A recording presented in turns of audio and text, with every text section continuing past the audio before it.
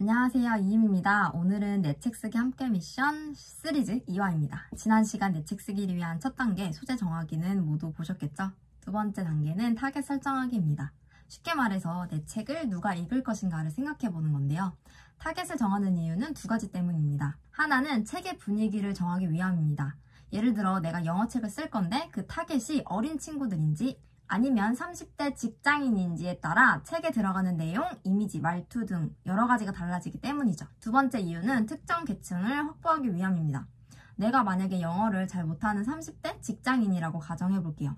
서점에 가서 책을 고르는데 A책은 영어 잘하는 법이 나와 있고 B책은 영어를 알지 못하는 30대 직장인을 위한 법이 나와 있다고 하면 어떤 책을 고르시겠어요? 아무래도 B책을 선택하고 싶은 마음이 크겠죠. 이처럼 우리는 모두 아직 알려지지 않은 작가이기에 소수의 사람들에게 책으로 사랑받고 책의 내용이 좋아서 더 많은 사람들에게 입소문이 나면 좋겠죠. 그런 이유에서 타겟을 설정합니다. 자, 그럼 본격적으로 타겟을 정해볼게요. 세 가지 정도만 살펴보시면 되는데요. 하나는 연령대가 어떻게 될 것인가, 두 번째는 어떤 일을 하는 사람인가, 세 번째는 성격이 어떠한가. 연령대는 말 그대로 초등학생인지 20대인지 30대인지를 보시면 되고요. 어떤 일을 하는 사람인지는 대학생인지 전업주부인지 직장을 은퇴한 분인지 등등 그 사람의 사회적 위치를 봐주시면 됩니다.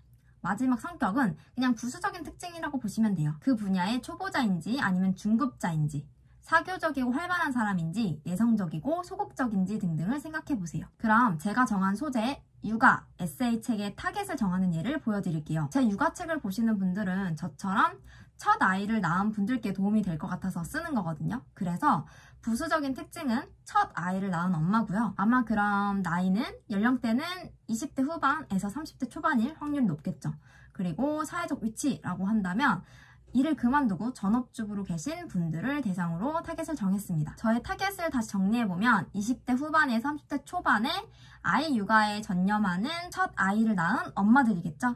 그러면 이 타겟에 맞춰 비슷한 공감대를 이룰 수 있는 이야기들을 많이 넣을 수 있겠죠?